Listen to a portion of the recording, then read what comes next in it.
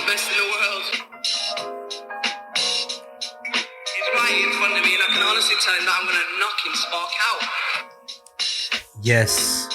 Welcome back, guys, to another edition of TDs and Flying Knees, your premier one-stop shop for mixed martial arts, boxing, and fantasy football. Guys, we actually cover combat, and we got a lot to talk about today, guys. Action-packed show, action-packed week of fights coming up, and I can't do it by myself. I need the help of the League of Extraordinary Gentlemen, so let's get right into it.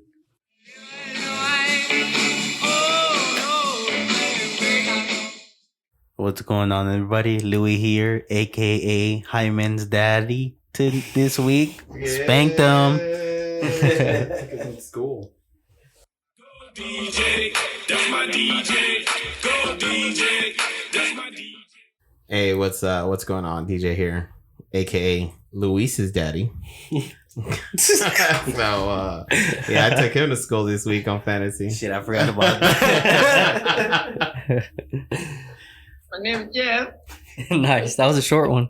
But yeah, it's good to be back, guys. Let's get into it. Waiting a long time for this, Leroy.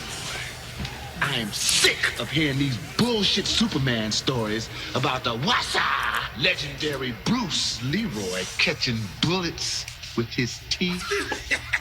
Catches bullets with his teeth.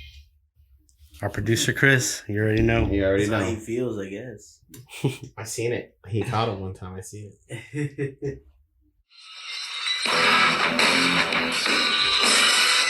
Alright, you know what it is. Your host with the most, Smooth Steven Cruz. Alright, guys.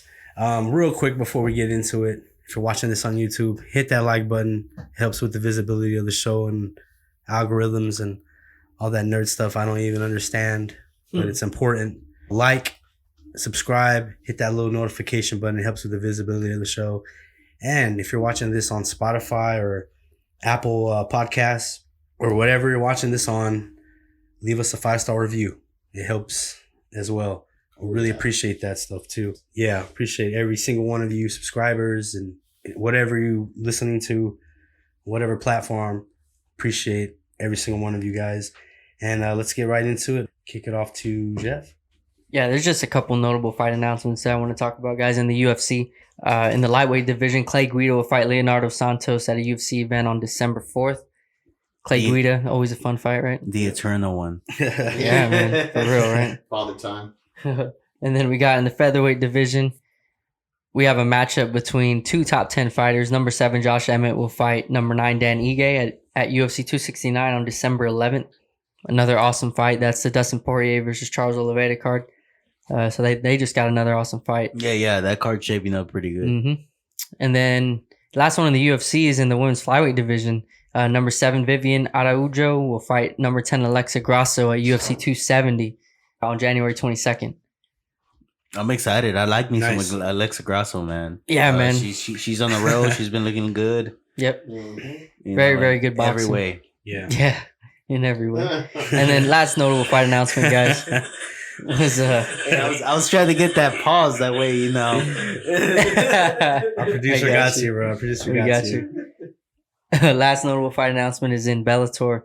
Bantamweight champion Sergio Pettis will defend his title against current risen bantamweight champion Kyoji Horiguchi on December 3rd.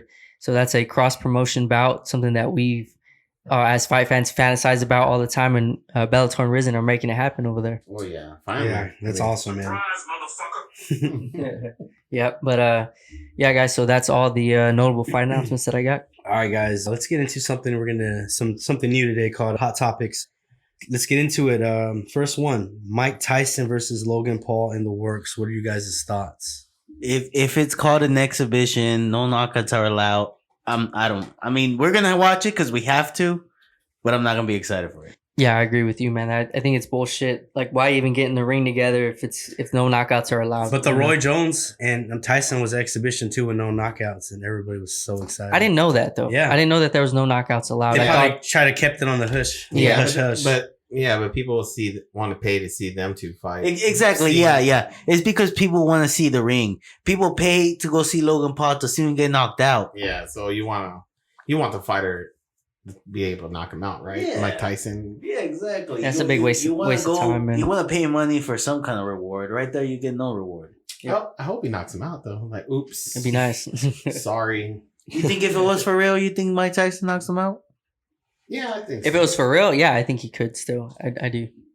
All right, guys. Next up, Tyson Fury fighting next March against Dillian Whyte or Joe Joyce in the UK, says promoter Bob Arum of Top Rank. I'm hoping it's White. I'm Me hoping too. it's White. It'll be a better, funner match to see. Yeah. It'll be an upset too. I like Joe Joyce a lot, You but think that's so? just like a heavyweight Nick Diaz, and I think he doesn't have too much other than just being tough and coming Toughness. forward. Right. But it's a winnable fight for Fury, and I think it's a winnable fight for Dillian Whyte too, man. Yeah. You know what I Like mean? I said, I mean, right now it's like a 80-20, for Fury to win for me. But Dillian Whyte still has, that surprise factor, and I mean, he has nothing to lose coming into this fight. Yeah, I'm just a big Dillian Whyte fan, man. He's my favorite heavyweight. So if that fight's announced, man, I'm like, Let's go! Let's go! Let's go! I'm ready!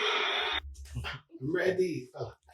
yeah, all right, guys. Next up, real quick, ESPN released its list of boxing's top 25 under 25, and the list is pretty legit. Let's start at like 15. Charles Cornwell, who we've seen before. That dude has a body on this list. Remember, Yeah. the dude killed somebody in the ring. Holy RIP. shit. Yeah, tied. He's tied 15th with Gervonta Nakatani, the big Japanese. Yeah, I remember that guy. Chris Colbert, he's number 14. I like Chris Colbert. Yeah, man. Number 12, we have Edgar Berlanga, who's been, kind of, Yep. Yeah, I don't know about that. It might have been a little too high.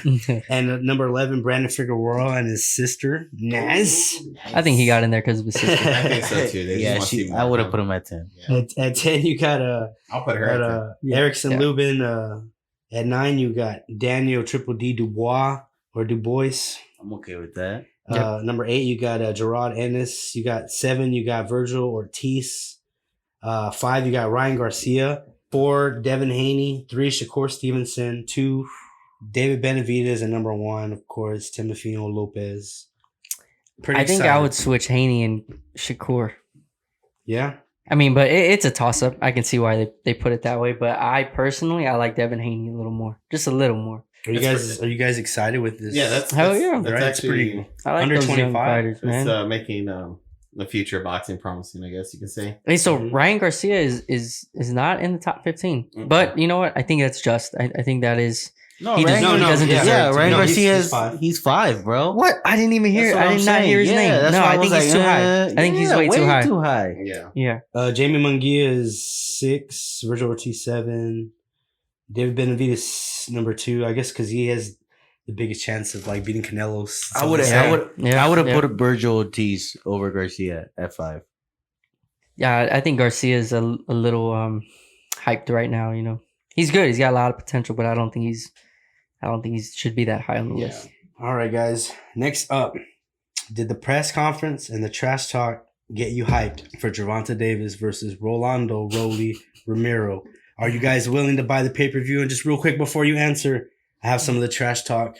Let's play it. You've been using Gervonta's name, social media, in front of microphones long before this fight was ever signed. From your standpoint, when did you first know you wanted this matchup, this was going to happen, and what has fueled your dislike for Gervonta Davis? Well, I'll be honest with you. I mean, I've been calling him out with like 2017, 2018, and we're supposed to spar in 2018, beginning 2018 sometime. What man. happened? Yeah, and you ain't I fucking told you- show I- up. You nigga, I ain't told fucking you show show up. up to the gym. Yeah. You said fucking. You said 2 p.m. Let's motherfucker. go I 2 showed up at p.m. 2 fucking p.m. And I had a fucking witness right fucking there. I got messages. I got all sorts of shit. You ain't fucking show up. Sounds like Both Nate times. Diaz. 2 fucking times because you knew you I were was gonna gonna get. say it was giving me like Nate Diaz and Mike Tyson had a baby. Yeah, dude. He reminds me of He's Nate. here to talk. He trying to talk his way into the fight. That ain't gonna work. You know what I mean? He's scared. He can't even talk when he come up here. He don't know. They ain't talk about no skills or nothing. They talk about how he punch. I ain't trying to hear none of that. Where you from? We ain't trying to hear none of that. We from. Man, you a stupid fucking dwarf, man. I'm telling you, man. I can't even mess with your fucking head. I can't even mess with your fucking head. It's so fucking big, like this fucking big. Your fucking little T-Rex arms, man. My dick's longer than your fucking arms. That's so good. When you in the trenches, it's cool to shoot them bullets. How you gonna defend yourself when them bullets coming back? Yeah. There's another part where Rolly said something like, well, look at his big ass head. It's gonna be hard to miss. I think it's right here. I think I have it. Rolly, we've seen you come out and not only predict a knockout, but a first round knockout. When you look at Tank Davis, what is what gives you that confidence that you can finish him this quickly? I mean, he got a big ass fucking head. It's gonna be kind of hard to fucking miss. I mean, he gets hit by every single opponent. I mean, Lil Santa Cruz is beating the fuck out of him until Lil threw the same punch 3 times in a row. Fucking like 6-7 round. Barrios was beating the fuck out of him too. He gets fucking punched by everybody. He literally get punched by everybody. He's getting his ass beat by fucking 126 pounders. Shit. I just hear Nate Diaz, dude. I don't know why. So now, answer that question. Are you guys? Fuck yeah. Yeah, exactly. Dude, Davis just definitely thank him. I think Rolly sold a bunch of tickets. Yes, dude. Yeah. Yes. Rolly is fucked. Rolly should be the fucking A side now. Yeah. He's but he is getting knocked out. Make no mistake. He's getting knocked out. There's a lot of talk like in the Mayweather because they're both Mayweather fighters that boy really does hit really hard and and that that's true that he didn't show up to the sparring twice. Wow. For you know what I mean? But whatever. I'm excited for that fight too, man. It's on a Sunday, December 5th. Oh, nighttime? Yeah. Okay, Sunday night game. You're gonna have to mess with football though. Yeah, a little bit. Sucks, it's okay. That's why there are two screens, right? Yeah, exactly, guys. Real quick before we get into the fight reviews, I believe I'm just gonna put you guys on the spot real quick. We've been talking about the Friendsgiving. How about Saturday, November 13th for our Friendsgiving? Because you got Jamie Munguia versus Gabriel Rosado. You also got David Benavidez fighting that night. Some UK fights, the Kid Galahad, and then you also got Max Holloway versus Yari Rodriguez that day. Dude, let's fucking do it. I think that'd be a cool day. Chris, are you available? Sweet. You put him on the spot. The whole world, all 46 people know. We all heard you, Chris. We all heard what you said. Dude, all of those people, Munguia, and I thought you were gonna ask about the 46. And what's the other one? Not on the same. Yeah, not on the same cards, but they're all on the same night. Yeah, that's still badass, dude. And then Holloway here. That's a sick card. Yeah. All right, guys, let's get into the fight reviews that happened just real quick. Pass it over to Jeff. Let's just get right into it. UFC Vegas 41, Costa versus Vettori, and we all watched the fight, so we all know how it went. I wasn't impressed with Costa, dude. For one, he came in super heavy. First, it was agreed to catch weight 195. Then he just said, fuck it, I'm not cutting any weight. I'm going to 205. So they just made it a light heavyweight bout. And then he came in and the fight took place exactly where it should have benefited him on the feet, right? They stood and struck the whole time. You know, Costa, to me, his stock went way down. He was not able to beat Marvin Vettori on the feet. Vettori's not a good striker, dude. He's really not. And I say Vettori's stock stays the same. Yeah, exactly. If I'm Vettori, I'm pissed because it did stay the same. Mm-hmm. That win was meaningless because it was not at the weight class it should have been, and Costa's not even considered a top weight class for that act anymore. Yeah, man. So just and to top it all off, dude, it really wasn't that entertaining of a fight. Like they stood and they struck for 5 rounds. It was they landed. There you go. We got the best producer. Well, that's exactly what it was. Next up, Bellator 269, Fedor versus Johnson, man. You got knocked the fuck out! Fedor wins by first round knockout, man. Beautiful. Yeah, man, nice. It was nasty. I thought I felt those punches. That's how bad it was, man. They were hard. Those were hard hits right there. Give me some milk. Yeah, I had to watch it a couple times in slow motion just because it was so fast to strike. Like, but you heard it. That was the crazy part about it. But yeah, man, that guy got knocked out nasty. Fedor, he didn't say anything about retirement yet, right? No. Okay, good. Hopefully, next time we see him in there, man, I hope he picks someone that we're gonna all get excited about. It was an awesome knockout, but he did fight Timothy Johnson, who's really not known for being a really good fighter. But Fedor is old now, so hopefully he fights another old guy like Junior Dos Santos or Alistair Overeem or Josh Barnett. You know, those Alistair Overeem would be huge. Yeah. He actually turned Overeem down to fight Johnson. He turned Junior Dos Santos down to fight Johnson. Yeah, so I little bit He's probably just disappointed. trying to rub some Junior Dos ring Santos rust did off. his wrestling debut over the weekend. Yeah, he did. Yeah. Mhm. That was He did, pretty. right. That was, Just a reminder. He wasn't That that was good, cool, bro. yeah. He didn't look that good. Yeah. Thought he looked good. I thought he looked good. He didn't look good. Every time you miss Jeff, Luis is gonna do his AEW portion. And just That's some real fighting right there. That's real combat. any other thoughts on the Fedor fight? Any other cards fights on the card you want to talk about now? Nah, just Fedor. He looked impressive, dude. Whether it was Johnson or it doesn't matter. He went out there and took care of business. So that was impressive because he's older now, man. But that was cool. It's cool to see. Yeah, and then real quick, guys, over the weekend, I'm going to try to talk the panel and also you guys at home into getting into Risen, because I saw the pay-per-view. I rewatched it, not live, but it was pretty legit, man. It was Risen 31, happened Sunday morning, like at 1 in the morning, man. Shit. And yeah, it reminded me of Pride, man. It was legit. I digged it, bro. Nice. Damn, I thought I was watching like a live commercial being made. They had deep featherweight champion Yataro Ushiku. He dethrones Risen 145-pound champion Yukata Saito in the main event of Risen 31 after landing a big flying knee to the face and of Saito, opening up a huge cut that forced the doctor to stop the bout, man. It was a really good fight, man. There's a lots of freaking knees and soccer kicks to down opponents. It was great, man. It was legit. So I just had to talk about it. This is a DJ specialty all the way. Definitely. DJ loves soccer kicks, knees to the head. He loves all that crap. So does Peter Yan, right, baby? Yeah. All right, guys, unboxing. We had Oscar Kaboom Rivas defeats Ryan the Bruiser Razaki, I think, via unanimous decision in a war. They was toe-to-toe or forehead-to-forehead. Inside fighting, ripping shots, man. It was a really good fight, and it was the debut of the WBC Ridgerweight division, the 224 pounds. What do you guys think? Waste of time for that division or some pretty good matchups? I feel like it's going to have better matchups just because I feel like those guys at that weight class might have a better gas tank as Right. heavyweights. Right. You know what's crazy? Usyk fought Joshua at 223. So technically he was a Bridger.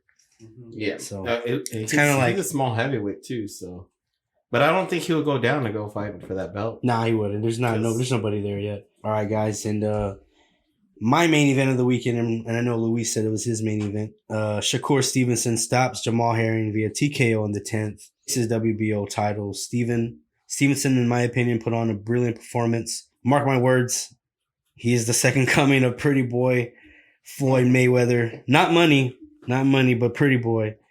He looked just like early Floyd Mayweather, man. Coming forward, aggressive. Stevenson has it all, man. Speed, hand speed, foot speed, defense. Punch variation. You know what I mean? In round 1, we saw Stevenson, just looking for his range. And then from 3 to 10, man, he just started peppering him with shots, man. And honestly, from 3 to 10, he started peppering with shots. And he was just proper fucked, man. Yep. Honestly. Properly. Yeah. And You think the game plan he had was all wrong? Because he came in there trying to box Stevenson. I don't think any kind of game plan he would have had would have worked. To me. Yeah, I don't think Stevenson was just better. Just better. Yeah. Well said. I agree with Luis. He was just better. It really wasn't. Really wasn't all that competitive, man. Stevenson was just better. Thoughts on this fight, guys?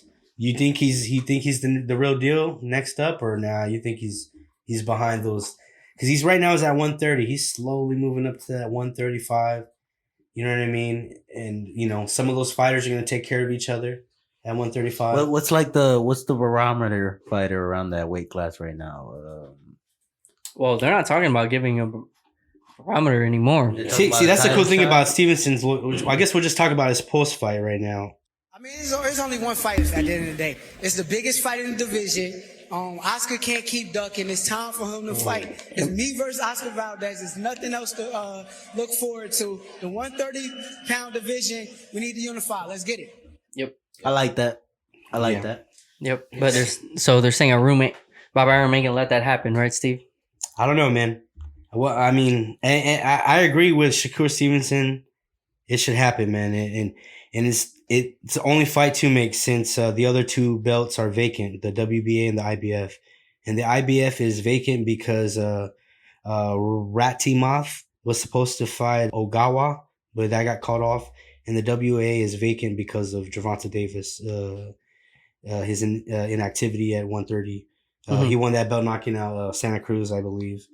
Right. So, and then he was supposed to fight Colbert, and then he vacated to move up to fight to Barrios. Yeah. Oscar Valdez. Yeah, Oscar Valdez. Back to Oscar Valdez. I don't think that's gonna happen. I wouldn't want to fight him after how he it looked should in the last happen. fight. Yeah, like how you're It saying, should. that's what makes the most sense. It should happen, but with the politics and boxing and the money, I don't think it'll happen. And probably That's what sucks about if it. it doesn't happen, I hope that we see him fight Loma. That'd be really cool. You think because either side is gonna not want to be the B side or what? Well, I just go ahead. Well, I think we all think Valdez will lose. Yeah, I know that. Yeah. I think even Valdez thinks Valdez will lose. You know, Right, which So is why so he's ducking. You think he's going to use it? I mean, so he's just gonna be duck. All right. Think he'll move up or something? I don't know, man. Go up to 140 or something Bro, like that? I'm telling you, the fans need to start just like shaming these guys for ducking. Like They shame him, man. Like boxing Twitter's bro, it all should be- over the thing. It's just they don't care, bro. Yeah, Just like yeah. Okay, man. just You like guys Mayweather doesn't care. We say he runs. Yeah. I don't say he runs, but people say he runs. he's He's still 40-0. I mean, this Yeah, guy's whatever. ducking at like 50. what? What is he? 50 something? No, Well, 50. You know, Oh, 50-0. 49. with that $1 million I don't know check. how old Oscar Valdez is, but Shakur is like what 20, early 20s, like not even 25. He's 22. 22? Yeah, he can't duck him forever. He doesn't even have that's bro- what I mean. This dude's already calling out the best. Yeah, So- He doesn't that's have awesome. Roman Yeah. strength. Yeah, that's awesome. I'm glad that he is calling out the best and he wants to fight the best. That's my only complaint about, when we talk about boxing is I feel like the best aren't fighting the best. Sometimes it happens, but I just feel like it could happen more, It should happen more. Yeah, more, a little more. And hopefully it should be Shakur Stevenson. easier Yeah, for them to fight each other. Yeah, At it's least just- the best to be. that's a good point. It's just the open market makes it good for them to get their money, but it also makes it hard to make fights. You know what I mean? Mhm, Like, mhm. sure, it'd be cool if one company buys all the talent in boxing and makes them fight, but you know what I mean. And but there'll be drawbacks to that, like how there is in UFC. You know what I mean? So All right. it's just you give and you take whatever. You can't change it. We just gotta just Hope. hope, and then we just enjoy what they give us because we've been seeing some pretty decent fights. Yeah, You know what I that's mean? true. We didn't get Spence versus Crawford. Yeah. We didn't get the Spence versus Pacquiao, but we saw a new star born in Ugas. You know what I mean? So we get other things. I guess we'll get into the fight previews coming up this weekend. Y'all ready? We'll start Sure. with PFL World Championship 2021, and I'm hyped because it's on a Thursday. Getting hyped up on a Thursday. You know what I'm saying? Yeah, I'm ready, man. I don't think it's on Thursday. I think it's on Wednesday. It's on a Wednesday? Yeah. Okay, Wednesday. on a Wednesday. October 27th, Wednesday. On Yeah, a main event. Wednesday. Kayla Harrison, Taylor Guardado, also on the card. I don't want to say I'm more excited to see Clarissa Shields, but it's probably even excitement for Shields and Harrison. I just like both of the girls. I like watching both of them compete. Then we also got Ray Cooper on the card. He's the co-main event, the welterweight. Yeah. So it is a really good card, especially for Wednesday, man. To help us get through the week on Hump Day, when we need it most. We got an awesome card. Well, Kayla Harrison, I didn't even bother writing anything or making a pick. Right here on my notes, it says, "What's the point? First round knockout or sub?" Yep. There is no freaking puzzle. I put you on your back and I mess you up. It's pretty much, you know what I mean? Yeah, that's true. And then Ray Cooper the third, I really like him. Hard hitter. strong wrestling. The guy he's fighting, I'm not gonna butcher his name. I hope Jeff knows his name. Magomed Karamov. Yeah, actually, Damn. Magomed Karagov, he actually has a win on Cooper already. Yeah, this is the rematch. So Yep, he from does. the man. last tournament. yeah, and then of course, Magomed Karamov won the Yeah. last tournament. Yep. So yeah, it's gonna be an awesome rematch, dude. But it looks like Cooper has improved wrestling. He did. Mhm. He does. He wrestled Rory McDonald, out wrestled Rory McDonald. He does look So, like a different fighter from when he fought Yeah. last time. Yeah, so. it's gonna be a good matchup. yeah, then Wednesday. This is so cool. You know what I mean? Yep. What I do. I don't lose, baby. You know that. Okay. Clarissa Shields versus Abigail Montez. What do you guys think, man? I'm excited to see Clarissa Shields back in there, man. Yeah. I just hope if she wins, I hope adrenaline doesn't get the best out of her and she don't call like, you know, A guy out? Kayla Harrison out or something. No, after. she's smart. It's She's not too gonna call early. out It's too Harris. early. Yeah, there's no way. But now in a boxing match, it'd be a different story. But obviously, this is MMA rules. But yeah, man, I just hope that we get to see Shields strike. That's all I'm hoping for. You know, Yeah, man, and they did, Jeff. They got your back. nice. PFL got your back because the matchmakers, they brought in a striker first. From what I see, she doesn't even attempt any kind of ground game in her fights. That's what I'm Oh, talking about. Striker shit, first, so dude. the matchmakers, they did that. So maybe she's going to come in with some kind of like Muay Thai or kickboxing tactics to throw off Clarissa Shields. But Clarissa Shields has those fast hands. God, Yeah. forgive me, Laura. I didn't mean to say God. God dang. She has some fast hands, timing and accuracy, man. You Yeah. know, great footwork. She's strong too. You could just tell when she was throwing that ground and pound. It's probably the first time she ever threw ground and pound. It looked vicious. It was nasty. looks- Yeah. Yeah, and she has heart because she was mounted. Yeah. You know what I mean? And She didn't definitely give lost up. the first two She, rounds. she lost, but she didn't give up. Mm-mm. She knew the fight started on the feet every time, She Yep. kept bumping. the whole and way that's her through. mentality, bro. Like any kind of fighter, like Shakur Stevenson, like the best, like Terrence Crawford. They always talk about her worth ethic, dude. Like how, like Mhm. wow. So yeah, man, I can't wait to see her. But obviously, she needs work on the ground game. Yeah. If she can keep it standing, man, we'll all be in for a treat. Any other thoughts on this PFL on Wednesday, guys? That's No, man. exciting. Sick week, guys. It starts on Wednesday, your fight week. And then Friday morning, 7:30 a.m., 8:30 Eastern, one championship, NextGen. In the main event, a new one heavyweight kickboxing champion will be crowned with reigning light heavyweight kickboxing world champion Roman Krikila, sorry, with Roman Krikila taking on Iranian powerhouse Iraj Azapor. This is a Nice. trilogy. All right. So this is a main event, heavyweights, kickboxing, no ground game, guys. They're gonna stand and bang. I don't know if they're in the little gloves or in the regular boxing gloves. If it's a kickboxing, it's in boxing gloves. For 'em? If Yeah. it's Muay Thai, they Okay. do the MMA gloves. Plus, the finalists of the one atom weight World Grand Prix will be decided for a shot at Angela Lee's atom weight belt. Former two-sport world champion Stamp Ferretex takes on surging contender Julie Mezabarbara, while rising star Ritu Fogat takes on my baby mama Itsuki Android 18 Android 8. Harada. Yeah.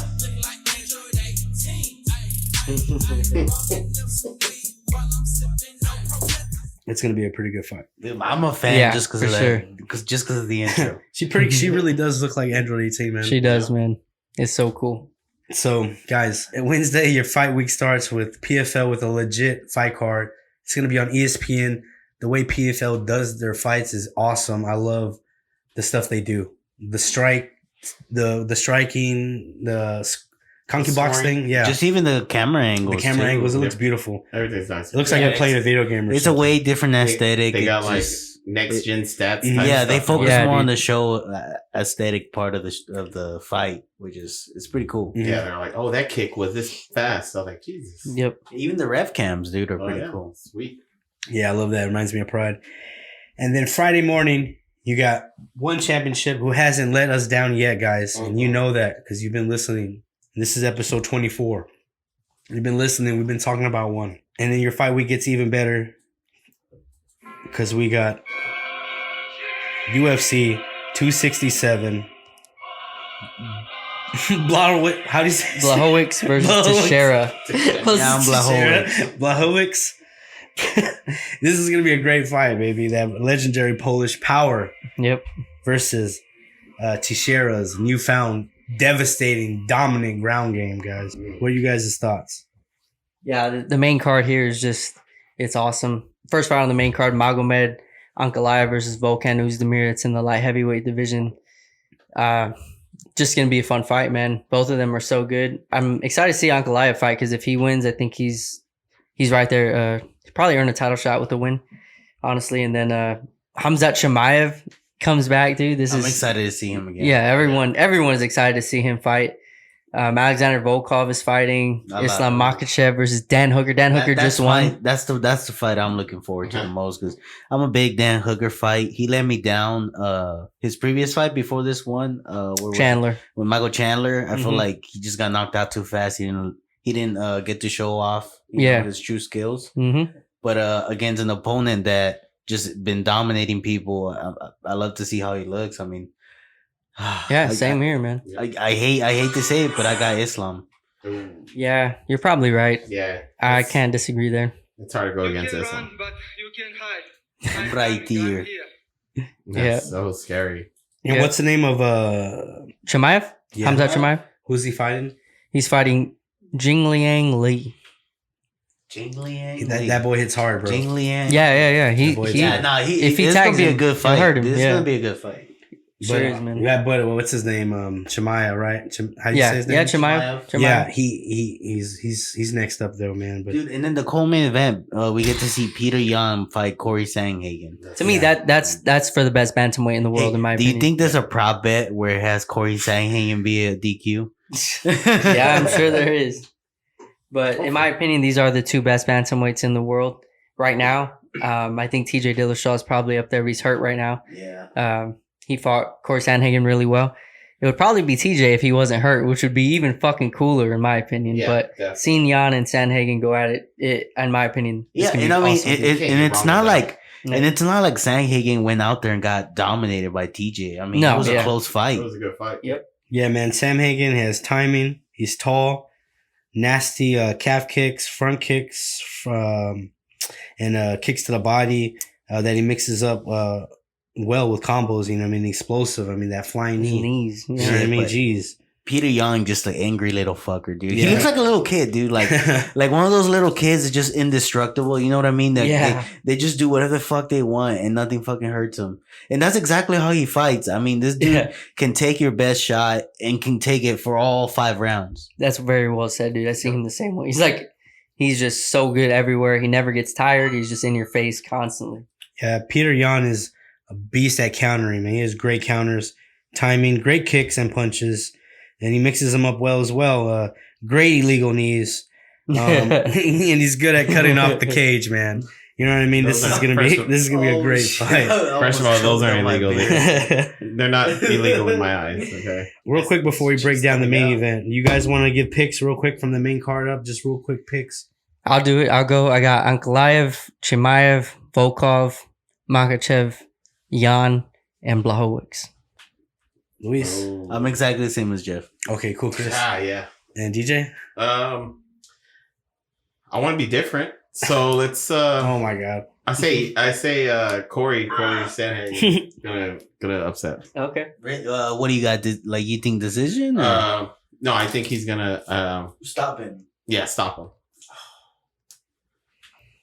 Nice. Knockout or sub? Third round. Ground and pound. Ground and pound, okay.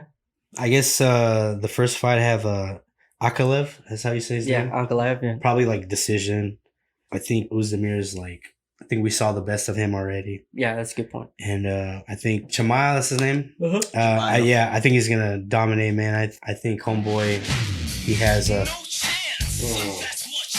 I like that. Yeah, man. The next fight was Alexander Volkov versus Tybura, right? Tybura? Yeah, Tybura. Mm-hmm. I like Tybura, man. In this fight. Yeah? Yeah, I actually really do. Just pick the upset right there. I don't know by what. This is a lot of fights to do.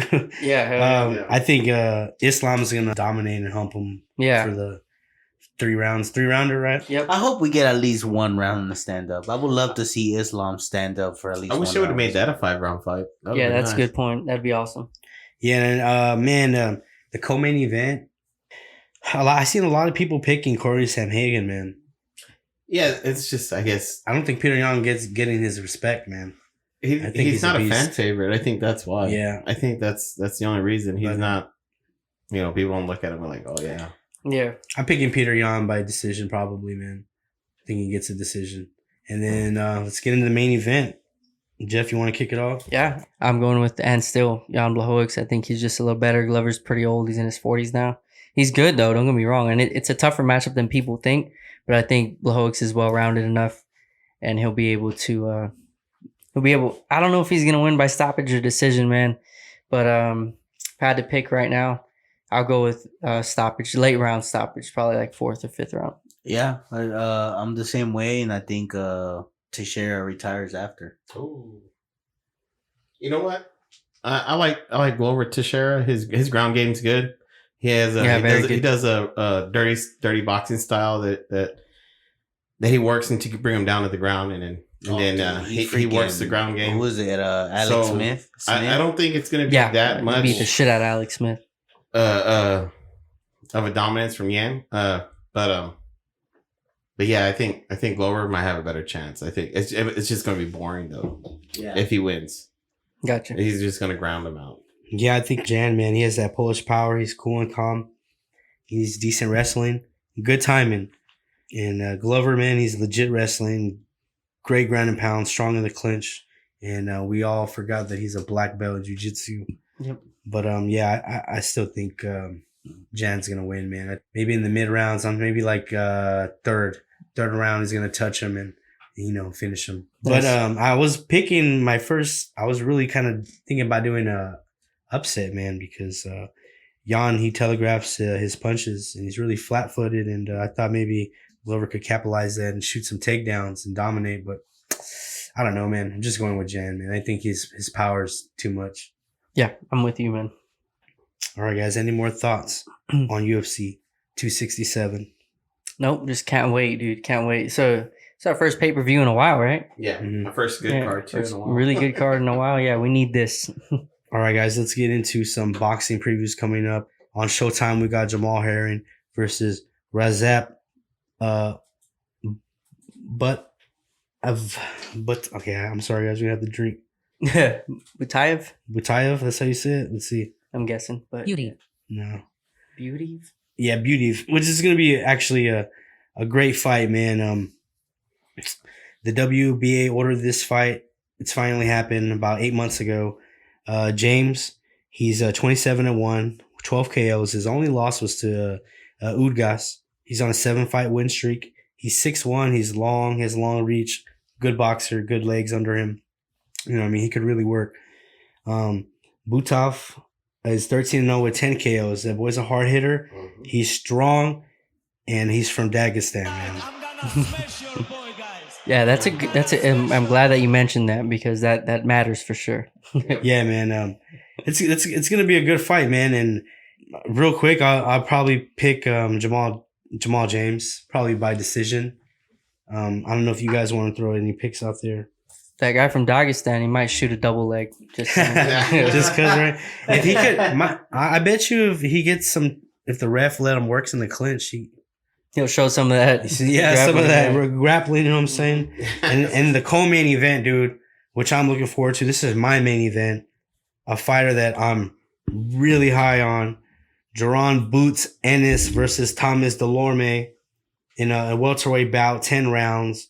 Boots, he's 27-0 with 25 KOs. Like I said, I'm high on Boots. He's one of the most skillful fighters I've seen within the last couple of years. In my opinion, he can do it all. He has a great jab, good switch hitter, crisp, clean combinations, power in both hands, fast combinations, slick defense in that Philly shell style stance. You know what I'm saying? He's catching, slipping counters. He's slipping punches. He has a beautiful counter uppercut, man. It's sick. He rolls it with the shoulder roll and shoots that uppercut. It looks beautiful, and he gets knockouts with that. And the footwork, man, don't even get me started Let's talk about Dulorme. Not just kidding. Y'all want to say anything about Boots? Nah, man. We're with you, man. Keep it going. Boots, wasn't he on that top 25? Under 25? I think he's number 8. Right on there, yeah. Oh, yeah. Yeah, he's good. I like him. The way he rips his body, and everything he throws is just with hateful intent. You know what I mean? Yep. And trying to hurt you. Yeah, I like this matchup. This is a good matchup because Thomas isn't slouch either. Yeah, I think if Dulorme fights the same way he did against Ennis, I think Boots knocks him out in the third. Dang, third round. Yeah, you know what? I'm gonna go ahead and catches him early. I'm gonna go ahead and go knockout too. I mean, the guy does have 27 wins and 25 of them are knockouts. So damn, bro, I didn't even get to hype up Dulorme yet. Go ahead, we all know. Hey, he's no slouch though. I mean, he hits hard. He's a hard hitter. DJ's right, man. He's a skillful come forward boxer. Pressure, you know what I mean? Lots of heart and will. He comes to fight, man. Yep. He's a fast starter too. He's durable. Good combinations along with actually well-placed footwork. And he loves going to the body first. Touch that boy to the body. And then and I think that's his downfall is that body shot. And he just leaves himself open a lot. Yeah, for that counter. But I mean he also leaves that jab out there too. So he has a lot of weakness that Boots can take advantage of in this fight. So yeah, again. But Thomas is no slouch though. He's a hard hitter too. I mean, a puncher's chance, right? It's a step up kind of in name, but not really because we know what's gonna happen. I think we're all in unanimous decision or an agreement or whatever about this, and the Boots is gonna get a stoppage. I say body shot. I had fifth round. I had 6th round body shot. It's gonna be a great fight. Like I said, I'm really high on this guy. I think he's next up, man. It's rare where you can do it all. Yep. Yeah, absolutely. You know what I'm saying? And then next up, guys, on ESPN Plus, Jose Zepeda versus Jesus Vargas in the junior welterweight showdown. Zepeda is 34 wins and 2 losses with 26 knockouts. This dude is as family as they come, man. Yeah. In the Burchek fight, we saw Burchek and Zepeda trade 8 knockdowns over the span of 5 rounds. Yeah, that's insane, dude. Zepeda got knocked down 4 times and won the fight by knockout. Let me say that again. He got knocked down 4 times and won the fight by knockout. This guy can't miss TV, man. He's number 3 in Ring magazine. Yeah? Nice. And Vargas, he was a boxing prodigy. In 2011, they named him the next coming of whatever, I forgot. But he was a legit amateur career, an elite amateur career.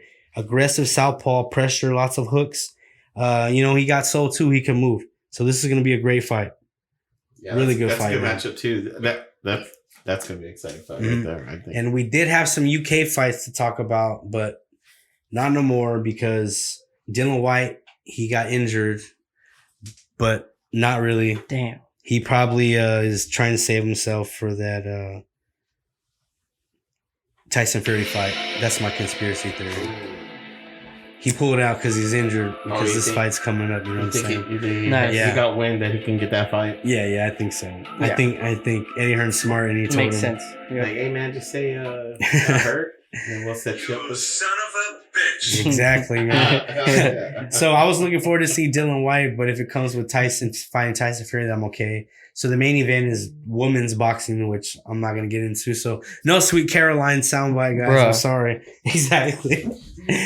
But real quick, let's break down your fight week, guys. Wednesday starts with PFL Championship 2021. Legit fight card on Wednesday. You know what I'm saying?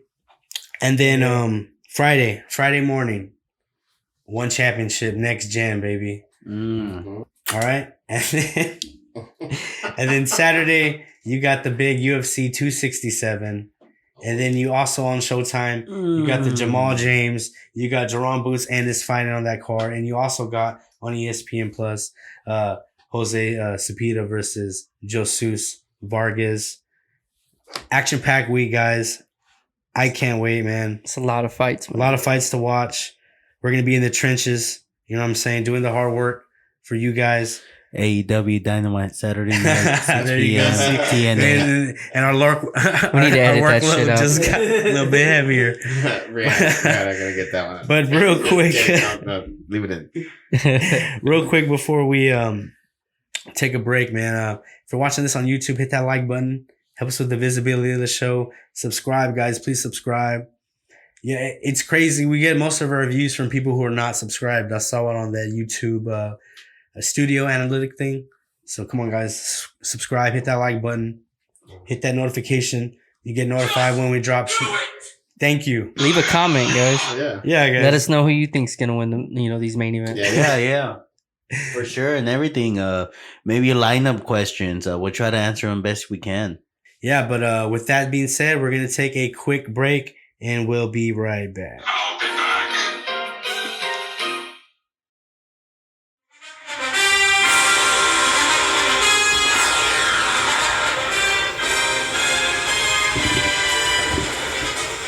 What's going on, everybody? Just got through, week 7? It was a great week. Crazy week. I don't know. To me, it felt like it wasn't just that many exciting matchups. You know what I mean? There wasn't that many games that went down to the wire or nothing like that. You know what I mean? It was kind of like blowouts or semi-close games. Game that surprised me was the Rams and the Lions.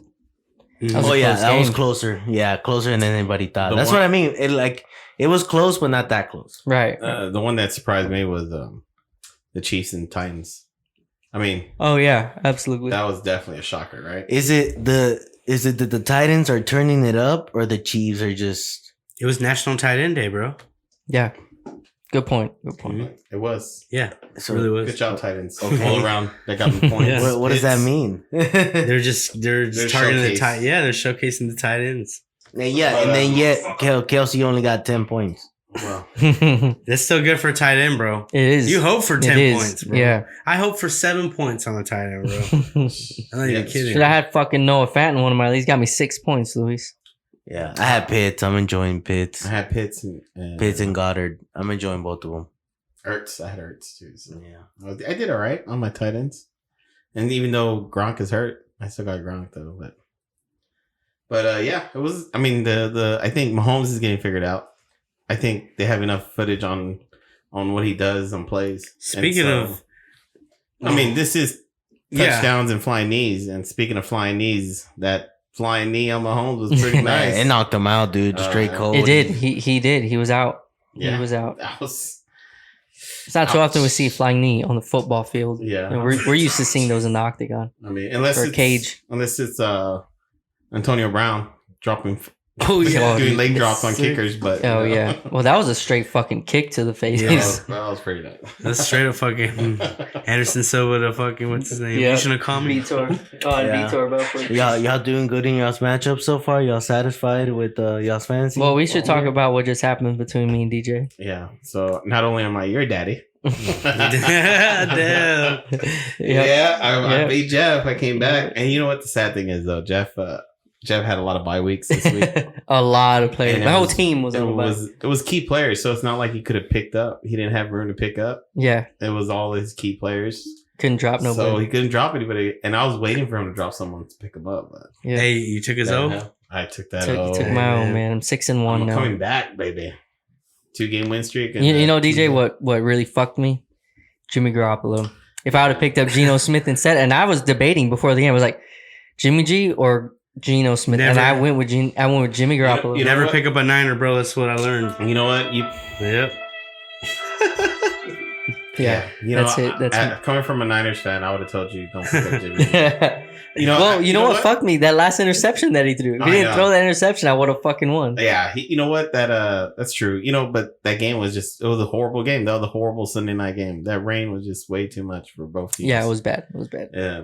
It wasn't bad for the running backs or Debo, but it was bad for both teams. Yeah, dude. I don't know, dude. Every time I try to watch a 49ers game, it's just ugly. Like, it's just a horrible game to watch. They are, dude. They're terrible. Shanahan's a terrible coach. I mean, what? I mean, he comes out, right? The first play or possession, they make it all the way down, touchdown, right?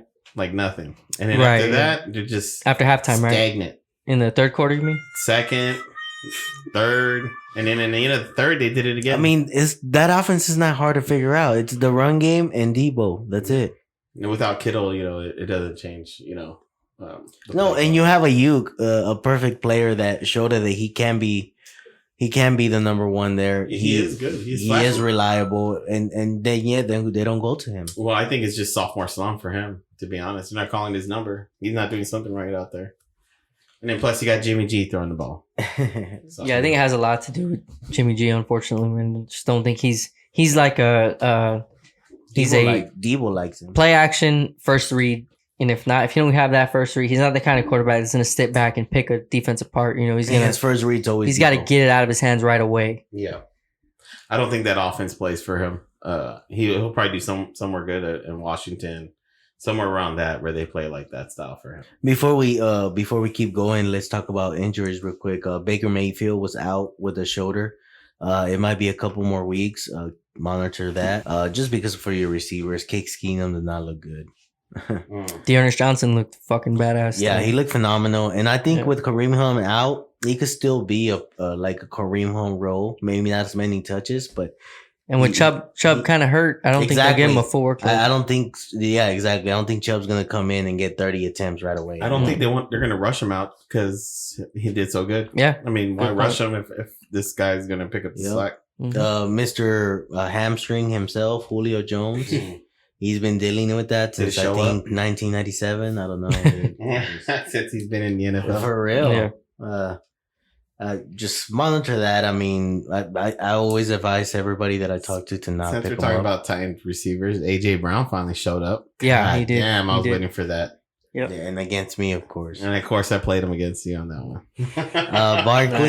Barkley out with the ankle. The swelling did go down. I think this one was just they called it out for one more week of rest. He gets 10 days because he plays Monday night. So, next week? Yeah, Monday night against Kansas City. So he should be back, but he'd be hurt again real soon. I was thinking about trading up for him. I wanted my leagues. Yeah. I was going to trade up Josh Jacobs or Leonard Fournette. And then Miles Sanders, he got hurt. He got hurt yesterday with the ankle. He's going to be out 2 to 3 weeks. So Gainwell looks to be like one of the top waiver picks. Yeah. All right. I'd be kind of iffy on. I'm not saying I won't pick him up, but at the same time, he's a rental. When Sanders comes back, he dominates the touches. Is there anybody else out there that? No. Yeah. So you're right. Yeah. Him? No. Yeah, you're right. He is the pick. I'm just saying I wouldn't drop. I wouldn't drop a player that gets decent work as a backup. You know what I mean? I wouldn't drop a Tony Pollard just because Gainwell's going to get, all the work for 2 weeks, because as soon as Sanders comes back, Gainwell's no longer playable. You know what I mean? What about Ramondre Stevenson? It's a tough one. I think I would drop him. Tim Patrick? I would drop him. For Tim Patrick, yeah, because Jerry Judy's back, so. Okay. Let's talk about some guys that went off. Scary Terry, 12 targets, 7 receptions, 120 yards and a touchdown. Yeah, that was nice. Like, I was talking to DJ. I mean, I know there's weeks where he's going to give you duds because who's throwing that on a backup? Mm-hmm. We get it, but the targets are there, dude. And in PPR, you can't afford, at the draft capital where you got him, you can't afford to miss out on that. Give up, yeah. I mean, he is getting you attempts and stuff, but you're still relying on it. It's like it's a committee. You got to rely on the quarterback too. Yeah. Who's throwing the ball. And in the defense too. I mean, yeah, the defense sucking, I think, actually helps McLaurin. Definitely. He's a targets. Yeah. Cooper Kupp, 10 targets, 10 receptions, 156 yards, and 2 touchdowns. And definitely. Honestly, it looks like it's not going to slow down. Yeah. He's definitely been the steal of the draft, in my opinion, right? Because of where you consider where you got him. And I think people were getting him like in the 6th round or something like that. Yeah, 5th or 6th round. And you had guys like Calvin Ridley going way ahead of him. Mm-hmm. DK Metcalf, even DeAndre Hopkins. I mean, he's a good receiver, but Cooper Kupp is wide receiver 1 by far. I think, just real quick, DeAndre Hopkins, 100 points on the season in PPR. Cooper Kupp, 162 on the season. I think they said that he's on track to be the highest scorer ever in fantasy. So that's exactly the highest score ever. It wasn't like LaDainian Thompson, like he's on track to beating him. Another guy that I think was a steal is DeAndre Swift. 13 attempts, 48 yards, 10 targets, 8 receptions, 96 yards and a touchdown. Yeah. I mean, it seems like they either rush Jamal Williams and then they do a screen to Swift. I think that's who their whole offense is. Yeah, the first drive of the game, I think he had like a 70-something yard screen. Took a screen to the house. You know, AJ Brown, 14 points right there. AJ Brown, 9 targets, 8 receptions, 133 yards and a touchdown. I finally took him off my bench. You know, perfect timing after 2 weeks, and I got him. I think in the 3rd round, so that kind of hurts when he was hurting people. Yeah, for these last few weeks. Kyle Pitts, 8 targets, 7 receptions, 167 yards. He's getting targets. He looks like the real deal. Yeah, he is getting the workload. Finally getting the workload. No, he was. I mean, he's getting the targets, but he's yeah. He's always exactly. The first couple of weeks were frustrating, but the targets were there, dude. I mean, he's been averaging at least 6-7 targets. Yeah, and they were just not connecting in the first. If he gets more touchdowns, dude, he could be in talks for rookie of the year. Yeah.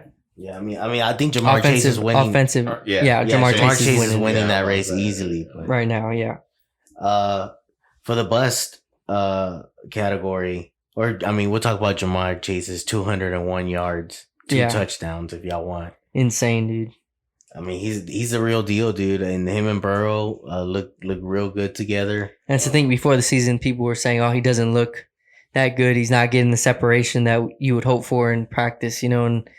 There are people talking bad about him, and he's killing it, dude. I guess that's just a practice thing, Yeah. I mean, people it's also people overthinking, just overthinking it.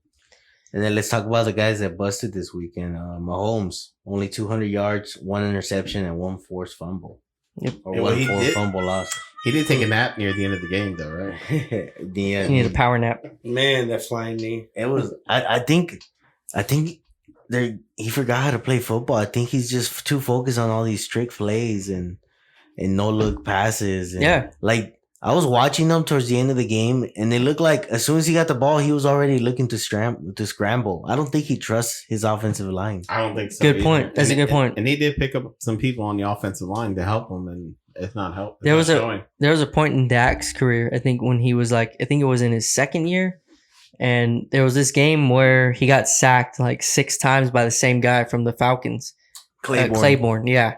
And after that game, Dak struggled, man. And it was because he struggled for like several weeks, and it was because he couldn't trust his offensive line. Like he just felt like he was going to get sacked. So I feel like that could be something that Mahomes is struggling with now too. He doesn't trust the line, I mean, he's still a young player, right? He's still young. He's only been in the league for 4 years? Yep.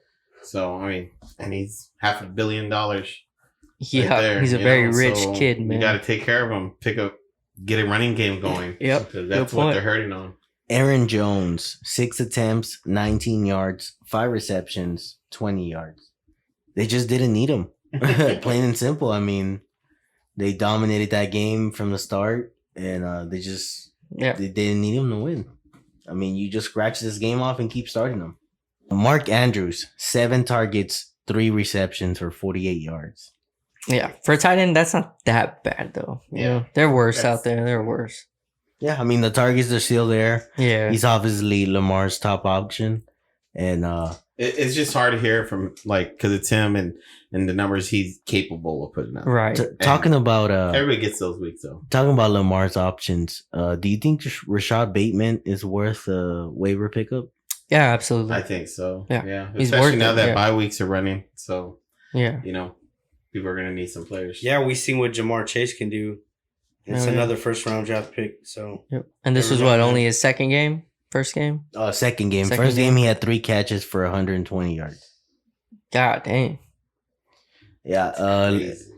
Let's go ahead and start our preview. One more bust, man. I want to talk about Mike Davis a little bit. Oh my God. Dude, 4 rush attempts, 10 yards, and you have over there Cordarrelle Patterson. Cordarrelle Patterson's just taking everything. He's taking everything. Bro, I want to trade Cordarrelle Patterson for a wide receiver in the It's not crazy IDP league. So he had Cordarrelle. So Mike Davis had 4 rush attempts. You got this fucking receiver returner guy, Cordero Patterson, 14 rush attempts, 60 rush yards, a rush TD, 5 targets, only 2 receptions. I mean, he just looks like the better player out there. Plain and simple. Mike Davis does not look good. I think he is definitely the better player.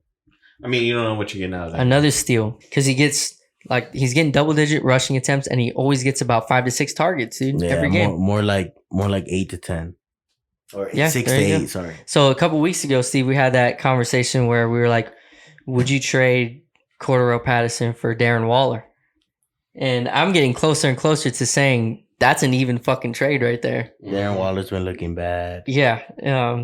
It's pretty even. Like, I wouldn't say like, hey, that's an unfair trade, even though Darren Waller was drafted so much higher, you know, like his preseason ranking, you know, he was way higher than Cordero Patterson. Now it's like pretty even. Cordero Patterson's a very valuable fantasy asset right now.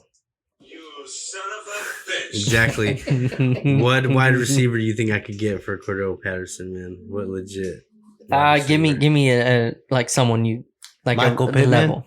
Like I would not trade Cordero Patterson for Michael Pittman. I'm getting more for Cordero Patterson. Jamar Chase. Yeah, okay, see, that's there's right. close. There you go. I think that's starting to get. I want me being picky. Like Godwin? how I am, top 5. Godwin? No, I want a top 5 receiver. Top 5's too much. I think that's a little too much. Top 10. Chase is like right on the border. Top 15 maybe with him for him. Yeah. I say wide from 8 to 15, you're good. Yeah. You think like a Chris Godwin? Yeah, that's what I'm saying. Chris Godwin all the way to a. No, because I think I think Antonio Brown is looking like the actual. I would keep Patterson too. Well, see, I think it's gonna vary each week. I do agree Antonio Brown's looking great, but I think there's gonna be those weeks too where I would do an Evans AJ or Brown. Godwin is gonna get it. AJ Brown. I think last and Gronk is coming back too. I think that'll take away from Brown a little bit. AJ Brown, because it looks like Julio's gonna hammy. Because I think last week you could have got AJ Brown for Patterson, but now I think whoever has AJ Brown's gonna be holding on. Who do you like more, Steve? Patterson or Brown? Because I think I'm gonna say something that's gonna be controversial. I've been wanting AJ Brown, so. You would trade Patterson for AJ Brown? Yeah, just from even the draft, it's a guy who I wanted on my team. Yeah, maybe I don't think I would do it. No. I think I would rather have Cordero Patterson, man. How about from Dallas, Cooper? Or Amari Cooper? Yeah. Amari Cooper's too much, bro. I want Patterson. Too much? I want Patterson. Too much? I think so. Because I have one. I want Patterson over Cooper. And I'm a Cowboys fan. Cooper's stock is going down because Gallup's coming back too. Yeah, Gallup comes back next week, I think. No. It's too much. If you offered me Cooper for Patterson, I'd be like, what? And who else? I think Godwin might go back up, or Antonio Brown might go back down because Gronk should be coming back in about a week or two. So once he comes back, that whole offense is going to change again. Like whoever has... I don't think there'll be one wide receiver where you can say, this guy in the Bucs offense is getting it every week no matter what. I think it's going to vary, dude. I think it's going to be different every week, you know? I'm confident. Unless Fournette's the one who's been steady. No, him. I think he's steady. The most steady. 3 or 4 weeks, he's been pretty steady. I'm confident that Antonio Brown will put up wide receiver 2 numbers regardless. I don't know, man. I guess if I had to have one, Steve, I would go with Brown. If I had to have one. Cordero or DJ Moore? That's a good trade for me. I would want DJ fuck Moore. Sam Darnold. Nope. He's already starting to show himself, bro. No. Yeah, it's your cause. It's McCaffrey, bro. I think McCaffrey. That whole offense is just revolves. Well, fuck McCaffrey too. I'll never draft his ass again. He's fucking hurt. Amen. Preach it. He probably ain't coming back. Should I trade? Poor Chris over here. He drafted McCaffrey. I have him too, Chris. I have him in my most important league, Chris. So I have him in a $400 league. Got $2,000 on the line. Should I trade Cordell Patterson for Christian McCaffrey? To Chris? If you like giving away good players for nothing. You don't think he'll come back eventually? All right. Dude, it's a hamstring, bro. It's a hamstring. Last one, so we can get to the last one, so we can get to the previews. Cordell Patterson or Deontay Johnson? No, Cordell Patterson. Yeah, Deontay Johnson's like a wide receiver too. So if we're picking him over all these guys, Cordell Patterson is borderline. Like wide receiver 1, RB1, because he's both, and that's another thing that we're not taking into account. The dude is adding another flex position to your lineup. Like he can play wide receiver or running back. He's his own fucking flex. Look at that, DJ. No, it's yeah. That's how I won. All right, let's start off week 8, I believe, right? Yeah, week 8 with Thursday night matchup. Packers against Cardinals. Packers, you start Aaron Rodgers. He's been on fire. You start Devontae Adams. I saw that he was on the COVID list. He's out. Yeah, he's out on the COVID for list. sure. He ain't gonna play. He ain't gonna play. Oh, He has COVID, so he has to give 2 positive tests 24 hours apart before Thursday. Thursday. Oh, he's fucked. Yeah, he ain't playing. Yeah, he's fucked. Randall Cobb is a decent pickup to play, but I wouldn't. I mean, DFS maybe just for money. Arizona's defense is just killing dude, it. Right now. I don't know So it's out of the really- receivers. AJ Dillon, Lazard. It's Alan Lazard. If you're gonna pick one guy up, I would pick up Lazard. He actually had a really good game this week. He did And have a Tunyon, good- right? Tunyon's Yeah, playable. Tunyon had Tunyon one finally too. showed Get some up too. targets. And so Aaron Jones and AJ Dillon both are playable for me. Yeah, I would. Fuck, they should throw Jones in a fucking slot. Hey, Cardinals, Murray, you start. James Conner, I would start. Edmonds, I start. And Hopkins, I start. AJ Green he's becoming liable if you need a flex. Yeah. Even Christian Kirk. Yeah, if you need a flex. Dude, so the way I see the Cardinals offense is the way I see the Buccaneers, just not as staggering. You know what I mean? Mhm. Where these guys, where you draft them, they can go off any minute. And you just don't want to miss out on that. So And that's why you have to play them. Yeah, I feel like The Cardinals are just lesser names. any week, like one of them's gonna go off. Rondale Moore, Christian Kirk, Hopkins, or AJ Green. Yeah, Yeah. definitely. If you're in a deep league, and you know when you're in a deep league like 12 teams, Mhm. yeah, definitely. Yeah, you dude, can they've get been one of averaging those guys. 30 points a game. I mean, the points are gonna be there. It just matters to who. Who's gonna get the load? Yep. Yeah. Sunday matchups: Panthers Falcons. On the Panthers, Chuba Hubbard, I start. Yeah. DJ Moore, you start. Robbie Anderson as a deep flex. He's been looking terrible, but I mean, he's been getting targets. Yeah. They just been terrible targets. I mean, Sam Darnold's been playing terrible. Yeah, he's showing his jet self again. So Yeah, it's not looking good. Our little bet, Luis, Yeah, not no, looking I good. don't know. Falcons, Cordell Patterson, you start. Calvin Ridley, you start. Pitts, you start. It's, Ryan, do you see him as a flex option, as a waiver streamer? If you got your quarterback on a bye, maybe. Yeah, just a streamer then. That's Yeah. it. Just a streamer. Yeah, and then you drop him. I Unless- actually started him this week. Unless you I- play in the 2 quarterback league. I don't There think you I go. would, just because the Panthers' defense is decent. yeah. But they did fucking lose to the Giants, so I don't even know if that's true anymore. And the Giants without fucking Saquon, without Kenny Galladay, and there's another guy, Sterling Shepard. Oh yeah. They lost to the fucking B team on the New York Giants B team, bro. Titans, Colts. Titans, Derrick Henry. You start him. Definitely start. Tannehill as a streamer. I will pivot to other. Real quick, other you think Derrick Henry would be the number 1 pick next year? Yes. Yeah, I regret not picking him up. I regret not You think picking him he's gonna be second. consensus number 1, then McCaffrey, then whatever or whatever? I think McCaffrey's going to go down. You Top, think so? Yeah, I think he's gonna get out of the top 5. I would pick Henry. I'd pick Kamara. I'd pick a lot of guys over him, man. Zeke. Probably Zeke. Probably Zeke, probably. yeah. Someone AJ healthy. Yeah. AJ Brown, you start. That's about it. Julio or hamstring Jones, I don't trust. For the Colts, Jonathan Taylor's been on fire. You start. Michael Pittman, he's looking like a wide receiver 1 for the team, not for fantasy, but for the team. Yeah. And that makes him a flexible play. And Carson Wentz been looking okay, Yeah, dude. as a streamer, yeah. Yeah. Titans defense, I have mixed feelings for it because everybody was scoring points, and here they are now, stopping the Bills enough to beat them. Fucking beat the Bills. Completely shutting down Kansas City offense. So I don't know how to feel about this defense. Yeah. If you're stopping the Bills enough to win and you're stopping Mahomes, I'm feeling okay about them right now. Dolphins, Bills. Dolphins, I don't think I start anybody. Bills defense been looking real good. I know Tua just came off of I think he had 291 yards and 4 touchdowns. Yeah, he did pretty good for me. But that was also against, the Falcons. Bills defense been looking like the real deal. And I don't think they're going to be able to do anything.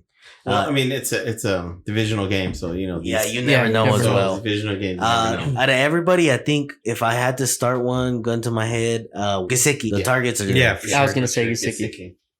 Miles Gaskin. If you sit him, he does good. If you play him, he sucks. So It's you kind of do weird the how choice. that works out, right? Yeah. I think he actually had a decent week this week, though. Yeah, because everybody was supposed to sit him. Yeah. Bills. You play Josh Allen. You play Diggs. Knox. If check If out he's his hand. healthy. Yeah, Yeah, how I his know he's hand healthy, healed. yeah. I think he might be out for this week and might be back next week. So, Swaney, I think, is the backup tight end, and I think is a good streamer. Definitely. Emmanuel Sanders as a flex, I will play. And Cole Beasley. It just depends. Like I said, is the Tampa Bay choice here. They either go off or they don't. Then you just adjust your expectations. Bengals, Jets. Bengals, Joe Burrow. He might be a streamer, but the Jets are so bad that all you have to do is just run on them. Yeah, I think you can even start the water boy. Did you guess how many Patriots running backs were like real good? They had 3 of them. Damian Harris, I think, was like running back number 6. Yeah, like 20 and some points. Brandon Bolden. It's that Obi-Wan Kenobi. Yeah, that Brandon Bolden and JJ Taylor both were running backs 15 tied. Dude, Taylor had 2 rushing touchdowns. Yeah, and Bolden had like 5 receptions and a touchdown. Damn, that's crazy. That's what I'm saying. They give all the fantasy points are going to the running backs. That's why I feel like Burrow is a sketchy waiver, just because I feel like he's not gonna have to do anything. I think even Samaje Perine might be a decent start. Quote me on this, please. For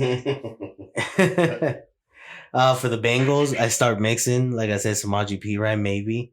Jamar Chase, I mean, he's a weekly start. T. Higgins, I know he had a quiet week. I think he had around 10, 11 points around there, but he had 15 targets. Yeah, he just dropping. He's been getting a good amount of targets. Yeah, he's the number 1 option for Joe Burrow, and then Jamar Chase for everything else. But Uzama, I think, is a tight end. I think he's a trap, dude.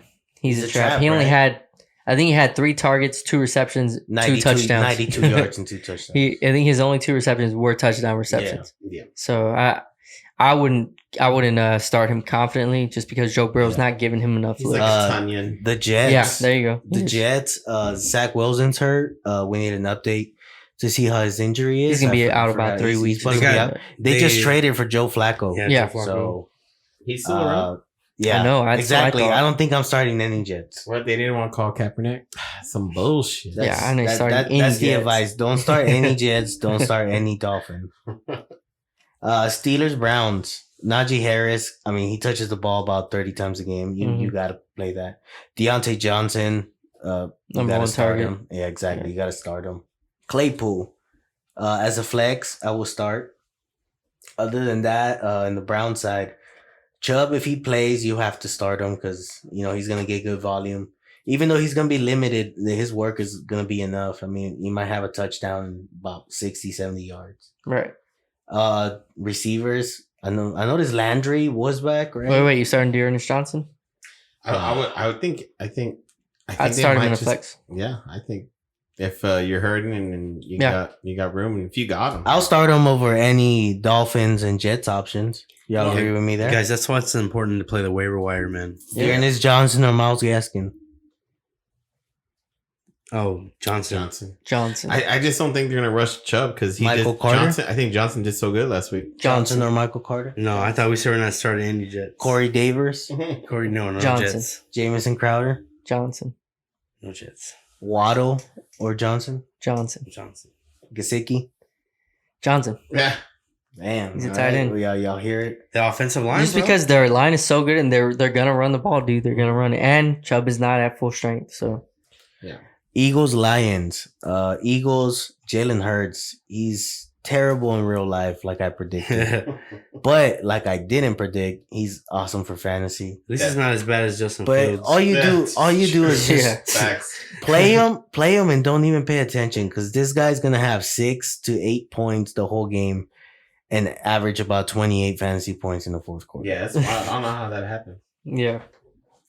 Devontae Smith, is he startable for y'all? Gainwell picking up waivers? Not unless you're like hurting and you got players on a bye. I'm not starting Devontae Smith or Gainwell over Johnson? This week I'll start maybe Gainwell over Johnson just because Sanders is out completely.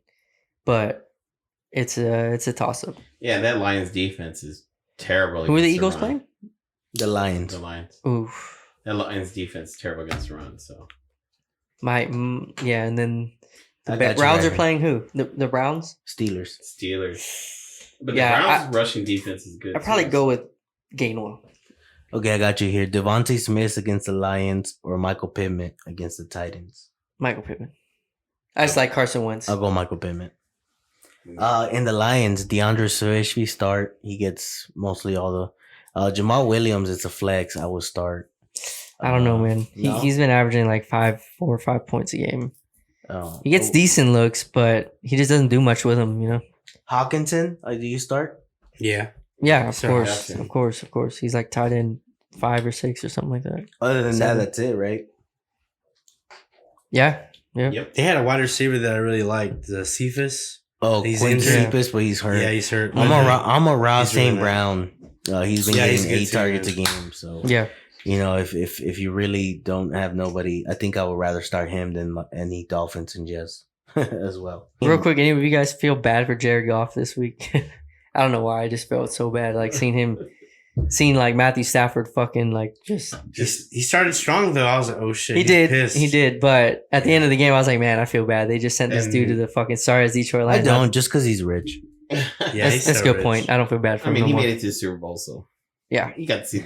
that's true. Talking about that, the other side of They weren't his colors, but the greener side of that matchup or this week, Rams Texans. Matthew Stafford, he's proven to be a weekly start. dude, the Rams got to play the Lions and the Texans back to back. 2 bye weeks. Golly. Cooper Cup, you start. And the sad. Texans had to play the Cardinals and the Rams back to back. Holy Oh, fuck, dude. man. Henderson, you Hard to start. be a Texans fan right now. Henderson, you start. Yeah, Henderson for sure. And Woods, you start. It's just weird, Woods, I man. think Woods Woods is a is gonna have flex. a better. Yeah, as a flex. I think he's gonna have a better week this week. than Woods or Michael Pittman Just the matchup. against the Titans. Pittman. Or Woods against who? Michael Pittman against the Titans. And the Rams against the Lions, right? I mean, the Rams against the Texans. Yeah. Damn, that's I'd tough. rather go Michael Pittman. I think there's going to be more points there. Yeah, I'll go with Michael Pittman. I'll go with Michael I Pittman. think you'll get like 10, 12 points with Woods or T. Higgins. Woods. I'm going T. Higgins because Jets? because of the targets. Just because of the amount of targets. But it's a toss up, dude. Like if I ended up with Woods or Higgins, it's pretty much Woods or toss-up. Brandon Cooks on the other side of this game. Woods. On the other side of this game, is there any other Texans you play besides Brandon Cooks if you're in a real tight pinch? Yeah, if you have no one else and all your receivers are on bye week, you gotta go with Cooks, right? I mean, Yeah. if you have him in your bench, I'm sorry, you gotta play. I mean, unless you can't trade him away either way, so, right? So, Yo, when's Deshaun butt play Watson coming back, bro? Talking about trading him, right? Yeah. Dolphins. Yeah, to the Dolphins. Tua. He's going Dolphins, so I heard something about a 3-way trade Yeah. too. Tua to the Jets, I think if it happens, And then it's going to happen by the trade Zach deadline. Wilson. to the Texans, I think. It's going to happen at the Ooh. trade deadline day. I think that if it happens. Yeah, it's supposed to be like a That'd be 3-way trade. So Next matchup, That's what they're talking 49ers Bears. Do you think real quick Watson will get more? He'll definitely get more butt play in Miami. Yeah, I think probably. so. He'll probably call up the owner from. He's gonna be a very That's happy probably going to be quarterback. part of his contract. Then let him go to Let's All call the him no. butt plays. He'll Like call- we're going to our own masseuses. He'll call up the owner from New England. Hey, where'd that place you go to? 49ers Bears. 49ers Debo is startable. Elijah Mitchell is startable. Mhm. That's it for me for the I think 49ers. if you're like Yeah. if you're hurting for a player, I think Hasty might be a good pickup. He was there every third down. Yeah, he was Yeah, definitely he the did third get all the down, passing work. and he got all the red zone plays. It was just raining, horrible, and that was his first game back. I'm willing to Hurt. bet Jimmy G gets benched So- though. On the other side of the Bears, Khalil Herbert, man, did he do real good against the Buccaneers? You know Yeah, what I no mean? one saw that shit coming. All these big name running backs are not able to do anything. Still Yep. rookies, And yeah. here comes this guy with like 92 yards, I think he had. Jeez. Yeah. Is there anybody else you play for the Bears? I think the only one I play is Khalil Herbert. Justin Fields hasn't shown enough for me to start Mooney, for me to start Robinson. Yeah, no, I'm just going Herbert. And I think the Niners. He pretty much defense is took gonna tear him fucking up. Damian Williams' spot, right? Yeah, I mean, Because Williams was back. Oh, yeah, he was? He fucking played, yeah. Wow, I guess so. Yep. I did not know that. Patriots, Chargers.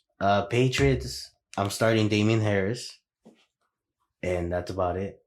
Maybe Hunter Henry. He's been getting a touchdown for 3 games in a row now. Yeah, he's the only other one, but definitely Harris. Chargers, you start Herbert. You start Mike Williams. You start... Jeff. Yeah. Cordell Patterson for Mike Williams. Oh, that's a tough one. I have to think about it. Or I see Mike or Williams Jefferson. there.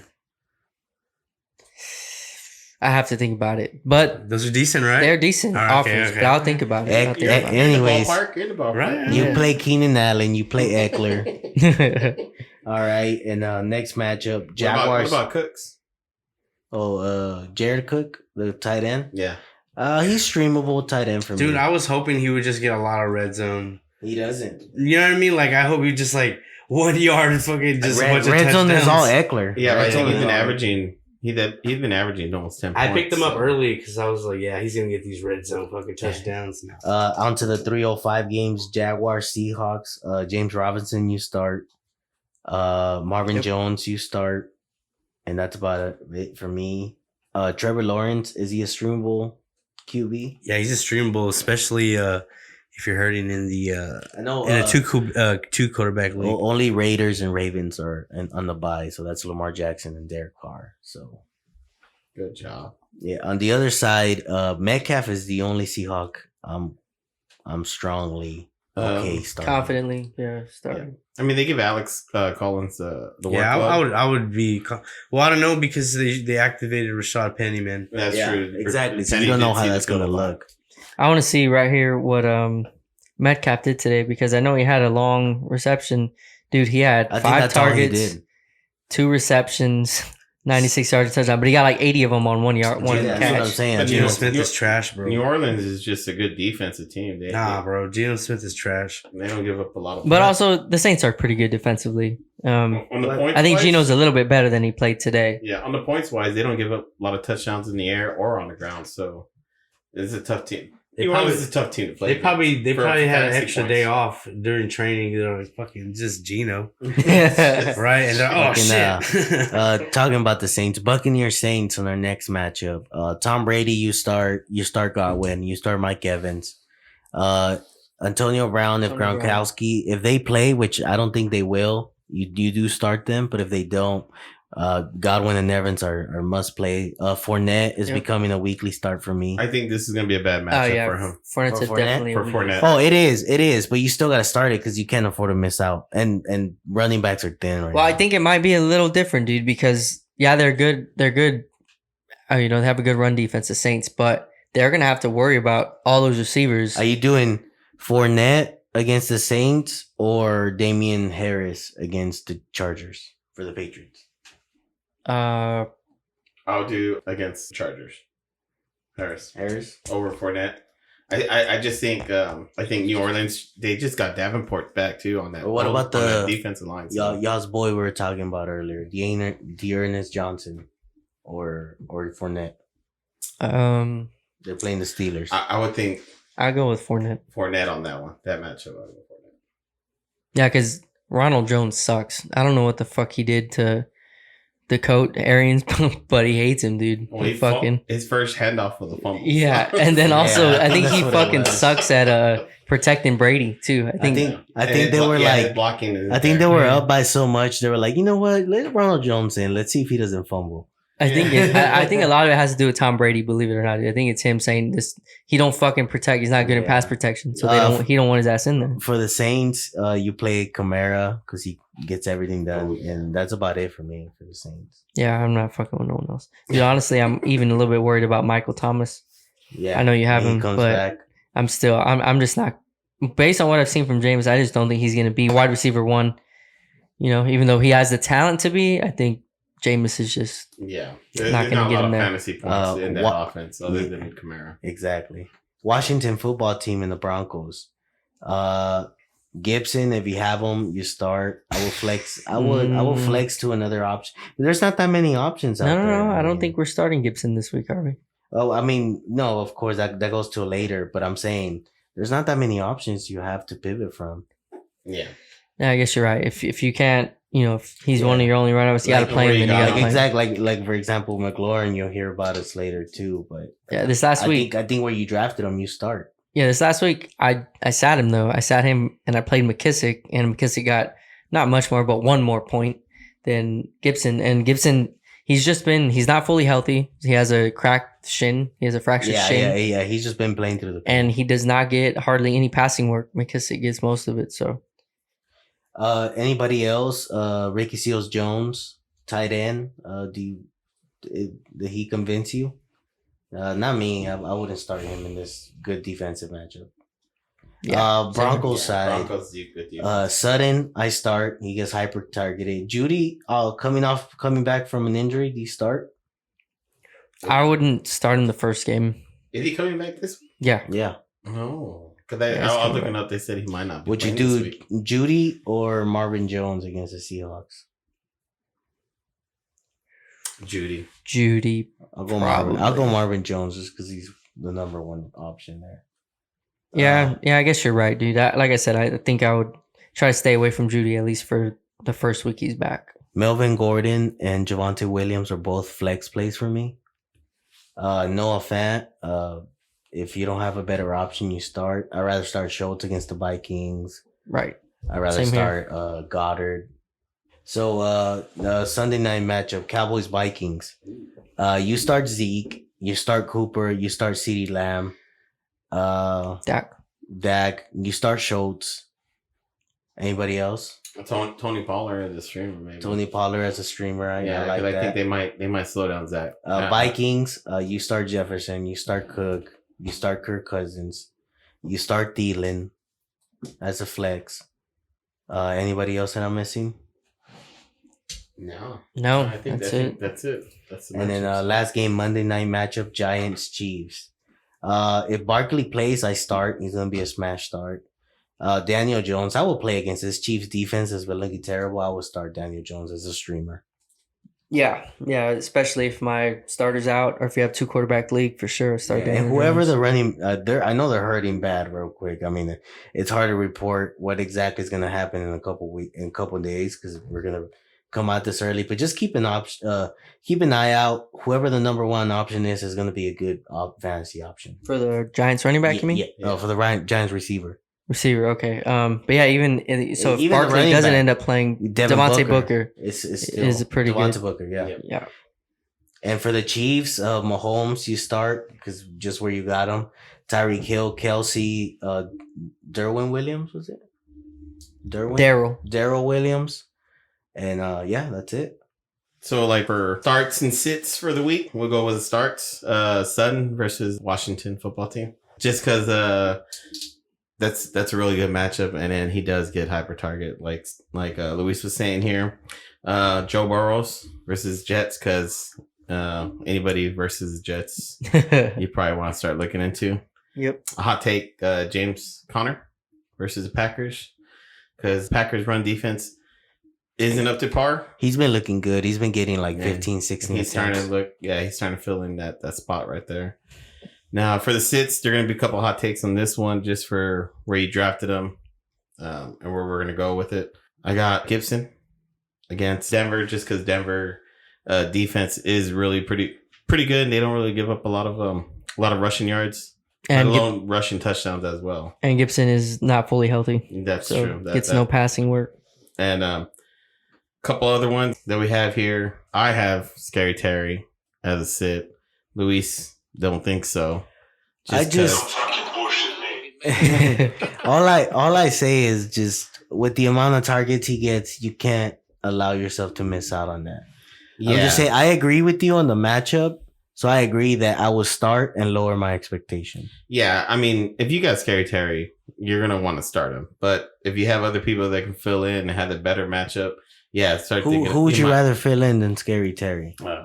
AJ Brown, probably. I mean, I'm pretty sure there are teams out there that have anybody against Jamar Chase and Scary Terry. Because you got Chase later, T Higgins later. I think is someone you could consider starting. You rather start T Higgins than Scary Terry? I didn't say that. T Higgins playing against the Jets, so you rather do? I mean, I'd rather not. I think the matchup will play favor. I mean, they're both getting the same amount of targets if you think about it. T. Higgins and Scary Terry gets. We'll see about that. That was a good hot take. Like I said, I agree in the set. I'm still gonna start, but just lower my expectation. Yeah, that's another one. And then same thing with I was mentioning earlier, Fournette. I think that matchup against New England. I mean, not New England, New Orleans. It's not a good one for him. He's been doing pretty good, and those points look good, but sometimes they don't hit all the time. So I think this might be the one where he might not hit on your points. So we got other people to play him for that flex spot because he's not your starter for sure. And if he is, you might be having some issues. He's Tony's number one. I mean, you might be having some issues all season. He's Tony's number one on the number 2 now because of Cook's back. Oh, okay. So one. I mean, that's pretty much it. Yeah, Tony put up 78 points this week, bro. That's crazy. Yeah. Sorry, Tony. I even put up 49. Dude, Ivan actually the least of the week, 63, Ivan. That is impressive. That's impressive. It's pretty hard to do. Yeah, but, absolutely. That's pretty much it on our sits and starts for week 8. All right, guys. Thank you for listening in. And like I said, if you're watching this on YouTube, hit that like button. Helps with the visibility of the show. Subscribe. Please subscribe. Hit the notification, that little bell button to get notified when we drop shows. We drop shows once a week. And if you're watching this on any other platform like Apple Podcasts or Spotify, leave us a review. That can help us out a lot. Tell a friend to tell a friend. Can't get the word out without you guys. You know what I'm saying? Interact with us. Hit that YouTube comment section. Talk to us. You know what I'm saying? Ask us matchup advice. We don't mind giving you from fantasy, to fights. Hit us up unless you have your fingernails painted and you're a guy. That's that Mayweather. We fuck with Floyd. We don't fuck with that shit. That Floyd Mayweather shit right there. No, guys. In all seriousness, thank you guys for watching. And like I said, please take your time out to subscribe, like, and tell someone about the show. And we'll see you again next week, man.